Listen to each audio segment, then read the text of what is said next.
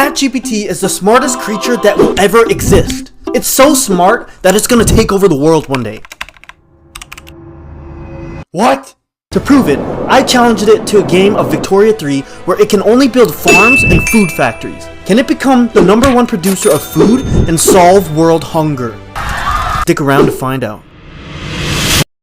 Our story begins in 1894. Basically, for the past 60 years, we've built a ton of farms and food factories. Yes, this is part 3 of a series, but I just summarized it for you, so don't click off. For the algorithm, thanks, I love you. To begin, we needed to tell ChatGPT the current state of the world. As it was, we were the first, actually second.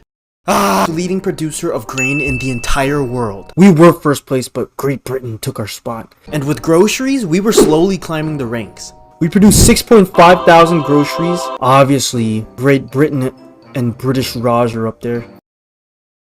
Anyways, we were rich from the tons of grain, groceries, and Sugar Island white stuff we were producing. But we needed way more if we wanted to solve world hunger. After telling ChatGPT about our situation, it gave us a comprehensive plan on how to kill Great Britain. Reach our goals of saving the world. By killing Great Britain. Now I won't read everything since it's long, so let me summarize it. For the next few years, we needed to expand our construction industry to keep up with the superpower that was Britain. Now this part was pretty straightforward, but then ChatGPT said something absolutely genius. To even the playing field, ChatGPT told us to undercut the British food industries by trading our food to them at cheaper prices. Basically, this would reduce demand for British goods as their people would buy our food, meaning they would stop building food factories. Over time, we could catch up to them. I told you ChatGPT was smart, so we got to work putting the plan into motion. We're researching reinforced concrete because we want to outproduce the British. And right after, I think we're going to move up to steel frame buildings. Now this meant we would need to invest in steel, glass, and explosives, but for now we could get away with importing these goods. Yeah, we import 380 of that. Yeah, it's fine, we'll just import all that stuff. On the flip side, we began trading food to the British, and let me just tell ya, that's a lot of food. Then we expanded our construction sectors. Alright, we're gonna go into debt, but that's fine, okay? Let me tell you. Debt is good. With our new construction, we pumped out several food factories in no time. But we had a problem. We were out of convoys, so our factories couldn't trade their groceries. Oh yeah, we're losing money right off the bat. Or should we stop exporting the grain? We're gonna go through a little crisis if we do that. But maybe it's for the best, because that's a huge chunk of our convoys. Look at that. So like the genius I am, I canceled all wheat trades so the convoys could be used for groceries instead. That is gonna be a big hit to our economy here. As expected, the price of grain plummeted. Our GDP was looking like Disney stock prices. What can you do, boys? It's fine, we're fine. Fortunately, with the dirt cheap prices of grain and the extra convoys, our food factories began to thrive. After tearing away the grain exports to the British, we began trading them boatloads of groceries instead, and they loved it. Dude, we're getting them hooked on groceries. Right now, our farms were producing too much grain, but in the long run, that was good for our factories. Oh! What? No, what is this? Brazil has an acne problem. Oh! What is happening here? Oh, that's nasty.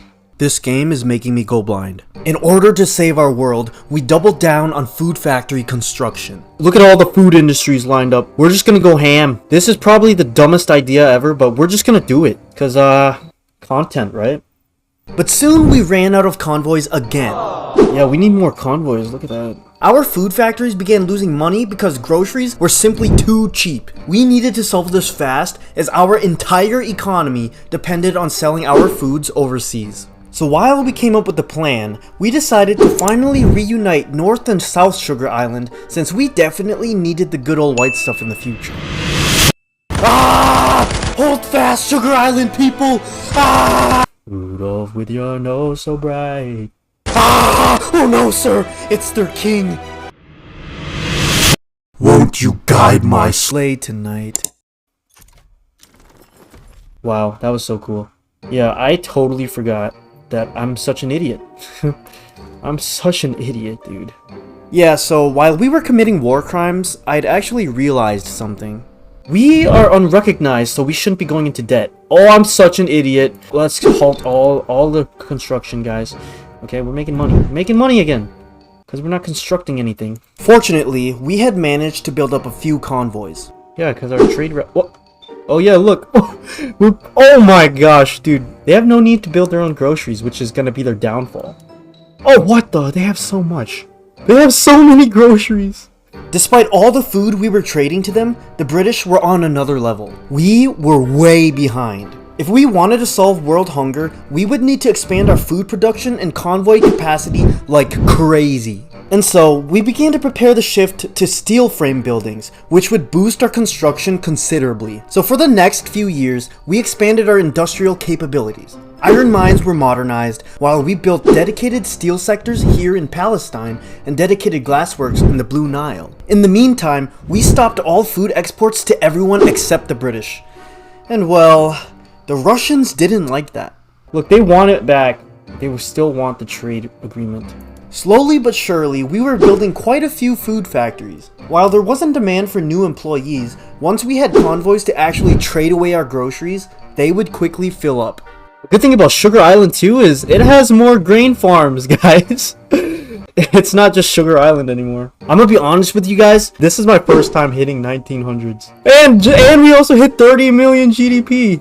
Wow, what a year, right? For months, the hardworking Egyptians continued to build up steel and glass factories, looking forward to the day they could finally shift to steel-framed buildings. That day came soon after. Aha! And we got it. Steel-framed building. Overnight, our construction boomed, and there was so much more potential to expand. Now we could focus on what was the most important. Basically, now we just want to focus on groceries now. Let's do it. Immediately, we got to work building food industries. I'm gonna encourage manufacturing industry in Lower Egypt here. Now, this should expand this up to, what, 60% throughput? An extra 20%. So that's like almost 2K we're gonna be making. An extra 2K. Let's try it. Oh, it's popping up. Look at 84. Oh my gosh, dude. Chumponomics, boys. Chumponomics. Dude, we're rich. 7K. Day after day, food factories were built and shipped overseas to the British. To keep up with the giant demand, Sugar Island was filled with hundreds of plantations. From a poor, struggling nation in 1836, Egypt had clawed through revolution after revolution, turning the vast deserts into massive farms. But the Egyptians were a people with greater dreams, and over the past century, we had transformed a simple agrarian nation into not just the breadbasket of Rome, but the breadbasket of the world.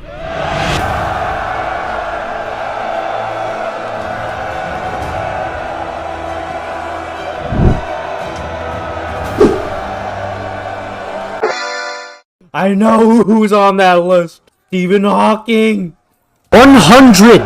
We got 100. In a matter of years, we surpassed Great Britain in grain production, but we did not stop there. Year after year, more grocery factories were built until suddenly we had done it. We had ascended to first place. Never before had Egypt prospered so great. Every single country in the world knew of our food. ChatGPT had solved world hunger. Okay, my game crashed, but basically we solved world hunger. Now watch this video. Thanks to all my Patreons, who I'm gonna torture in our crazy upcoming Victoria 3 multiplayer experiment coming up. You guys are the best.